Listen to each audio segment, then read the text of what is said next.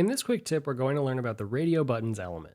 With this element, a list of buttons where users can choose one option will be displayed. We use this to create engaging forms for users to submit.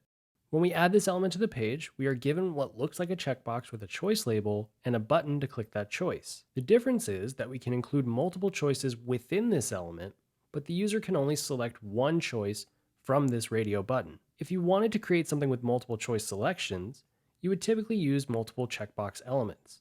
In the property editor, we can define between a static list of choices or dynamic. If it's dynamic, we must set the type of choice we are expecting, as well as the source for the list of choices. Finally, we must pick the field that is appropriate for each radio button's caption. Sometimes you may want to pre-select which value the radio button should display by default. In this case, we can give them a default value here. So if it were static text, we could type this in and watch as our selection matches what we typed. Finally, we can display this list of choices in a flexible way with how many columns we create, as well as change the color of the button.